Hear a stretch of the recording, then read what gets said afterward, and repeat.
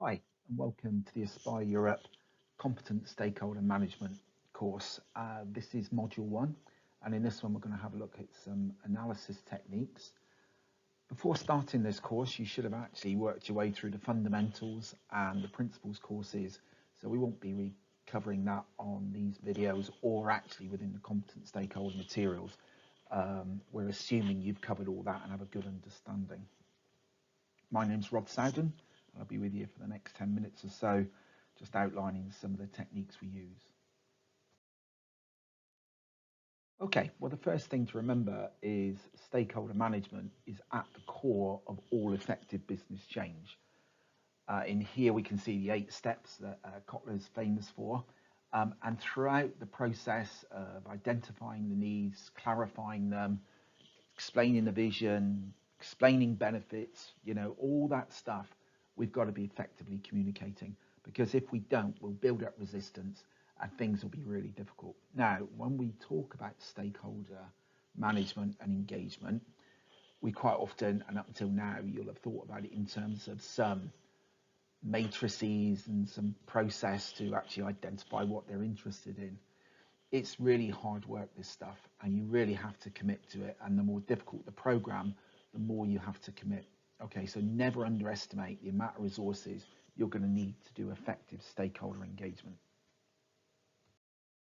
So having completed the fundamentals and the principles courses, you're probably very familiar with this basic stakeholder map tool that you can see in front of you.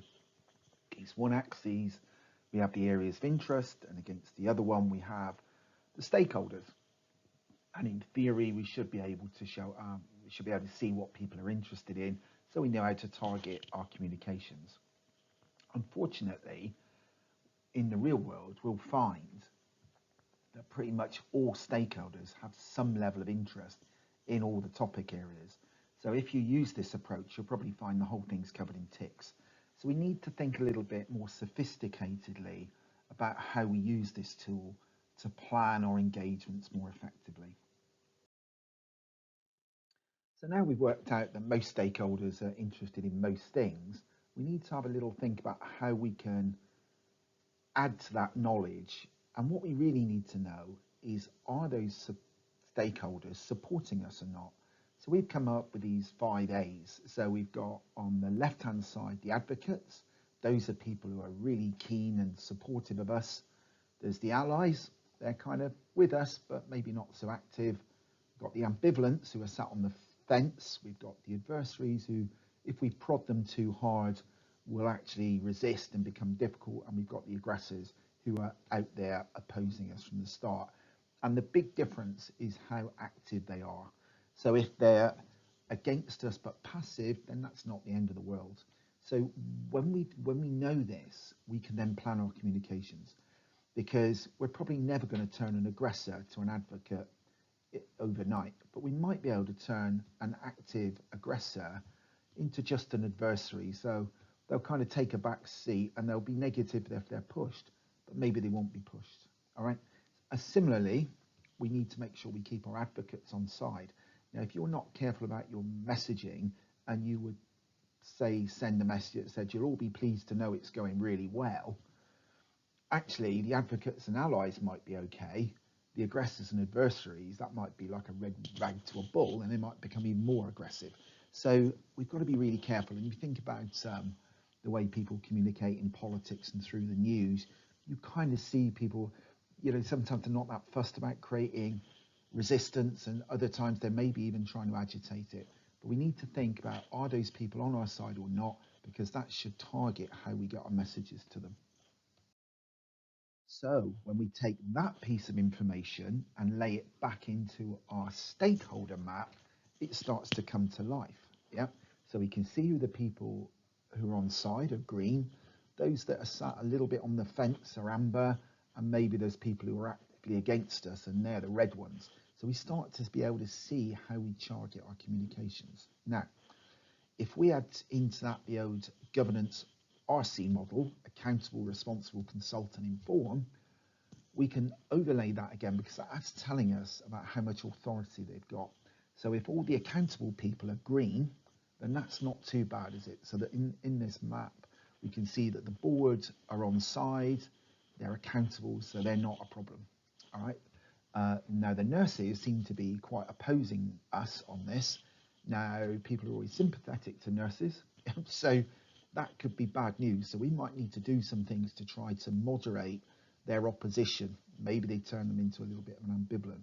Okay, but by applying the RACI model or RC model as well, we see the potential effect they could have on us. So we can see we're mapping in their level of impact in effect. Using a 4-cell matrix, you can bring this to life even more. So you can see there on the bottom, we've got levels of influence, and on the left, we've got levels of interest, high to low. And we can see in this one, for example, that we've got some very high influence people, the operations director and the CEO. They're of high levels of interest and high levels of influence, and their adversaries and ambivalence. Now, this is bad news for your program because you haven't got the CEO and the ops director on board. We may actually already have too much resistance to continue. So this is just another technique for illustrating. Now, if you've got a whole bunch of reds over in that top right-hand segment, then you are clearly going to be in trouble. Yep, and if you've got lots of greens in the low box, that's not going to do you much help. So you've got all the support from the people who don't matter and are not very interested. All right, so these are the kind of things that you can do by using colour to develop an image. And of course, as you move from month to month with your communications planning, you'd hope to move those guys around, hopefully getting them on board, or in terms of changing their colour or moving them. Yeah, because actually you might have somebody who's really opposed to you, but if you can reduce their level of interest in the program, then you're making progress. So by extending this in another way, we can start to see how we can affect individuals and how we can actually help to change their influences. So if we look at this, we can see Sarah Brown's the ops director. Now, she's kind of sat on the fence, but we need her on board. So we know that we've got that Brian there and Rich and Paul are on side, and they've got a connection with Sarah. It's not overly strong, but Rich Young is quite strong. So Rich can maybe influence Sarah and maybe put her mind at rest. And then what we've got to watch out for is Sid Long. He's the managing director of Widgets. Now, we need somebody who can actually talk to him and actually influence. Now, maybe one of the reasons that he's negative, or it's possible that Sarah Brown is negative, is because Sid and Sarah have strong communications. And you can see that from the 3 arrows that is in the image. So they've got a strong relationship. Now, if we can influence Sarah positively, we might be able to influence Sid. Yeah, or if we could get at Sid through the finance director, get him on side, then we maybe can help influence Sarah. So when we're mapping this stuff, it really helps to think about who's who. What we don't want is Sid making Sarah more aggressive to us and moving into the aggressor suite. All right. Similarly, Sid could be really influential with Jim Short, his boss. Again, that could happen. So we've got to just watch out how these things work. So I just want to introduce this other tool, which is what we call the 9-cell matrix. Now, there's things that you want to talk about in a program, and there's things that stakeholders want to know about. And one of the problems is they're not always matched together. All right.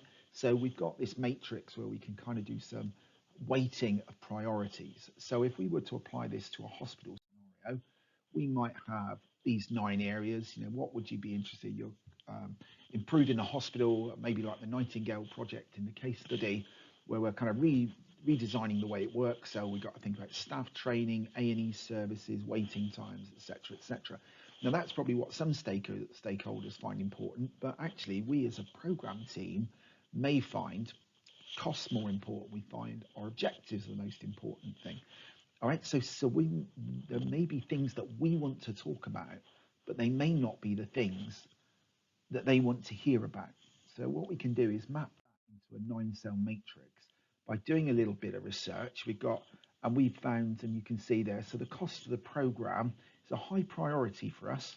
We want to tell people about it. We want to tell them about our objectives. We kind of vaguely interested in talking about the redecoration in the hospital, but it's not very important to us. Now, if we look at what the staff might want to know about. They want to know about waiting lists.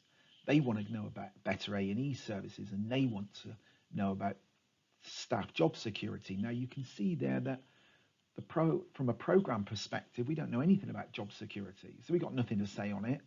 Better A&E services are not that particularly important to us. So if we can kind of map that, and think, well, actually, what can we talk about? What's important? You can see there that our high priority areas, we're going to do something on staff training, so it's medium importance to stakeholders, and it's something that we can help with. So there is an area within our objectives is waiting list size, or it may be one of the things that we have to deliver. So you've now found an area that you can communicate about with the staff that you'll get their interest. Okay, and we need to understand that when we're putting our comms plan together, we need to think about talking about A&E service, and we need to find out something to say about job security, because these are high for the staff. They'll keep coming back to them. Okay, so that's basically how we can use a matrix to plan the communications to our stakeholders. And then we've got to think about the stakeholder communications challenge. So bearing in mind, there's things stakeholders want to hear about, and there's things that we want to talk about, and they're not always the same thing. That can blur our message. And so you've probably seen this image before in some of our other courses. And basically, it's the complexity of getting the message through. So we're the source, we've got something we want to say, we articulate it by encoding it, which could be verbal, we could put it into an email or whatever we're going to do, and we transmit that message. And then the person on the other end decodes it and receives it. Now, if you think about that, if the person on the other end wants to hear about job security, and we've started communicating about parking spaces, you're not going to get much reception on their end. So you've got to remember that we've got to plan, prepare the whole cycle of gaining interest, planning the engagement, getting their commitment. Very important that this factors into the way you do things. Okay, well, thank you for your time. I hope those analytic techniques work for you. You'll find some use for them. And good luck with the course. I hope you enjoy it, and I will see you in module 2.